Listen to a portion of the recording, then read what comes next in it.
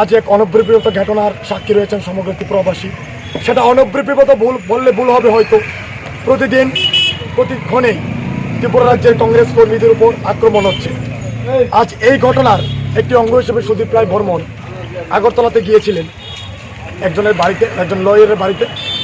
ওখানে ওনার গাড়ির মধ্যে ভাঙচুর চালানো হয়, ওনাকে মারার জন্য খোঁজা হয়, ওনার দেহরক্ষীকে মেরে পিস্তল ছিনতাই করে নেওয়া হয়, ওনার যে গাড়ি ড্রাইভার ছিলেন ওকে বেদরকভাবে প্রহার করানো হয়। তাই আমরা যুব কংগ্রেস, NSY এবং আমাদের কংগ্রেসের মাদার সেল আজকে সারা রাজ্যের সাথে আমরা আজকে খোয়াইয়েতেও বিক্ষোভ মিছিলে সামিল হয়েছি।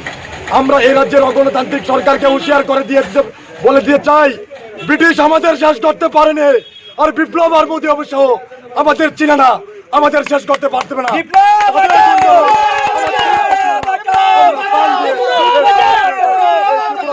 স্বাধীন করে ছাড়বো। আর এই বিপ্লব দেব আগামী বছরেই নির্বাচনে হেরে ত্রিপুরা থেকে চলে যেতে হবে। যে খুন সন্ত্রাস তারা আজকে এই রাজ্যবাসীর মধ্যে করছেন, মানুষের রক্ত বোমা খেলছেন, তার হিসাব এই রাজ্যের আবামর মানুষকে তারা দিয়ে যেতে হবে। তারা আজকে মানুষের দ্রব্যমূল্য বৃদ্ধির কথা বলছে না।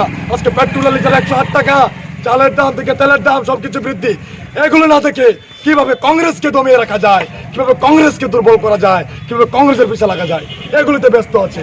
আজকে সুদীপ বর্মনের পিছিয়ে কিভাবে লাগা যায়, এই ঘটনাগুলি গেছে। বারবার সুদীপ বর্মনের উপর আক্রমণ হয়েছে, আর একটিবার সুদীপ বর্মনের উপর আক্রমণ হলে আমরা কাউকে ছেড়ে কথা বলবো না।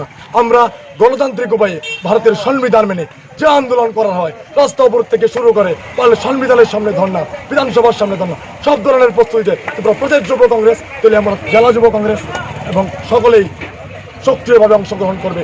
এই গণতান্ত্রিক সরকারের গুন্ডামির বিরুদ্ধে আমরা লড়াই করে যাব।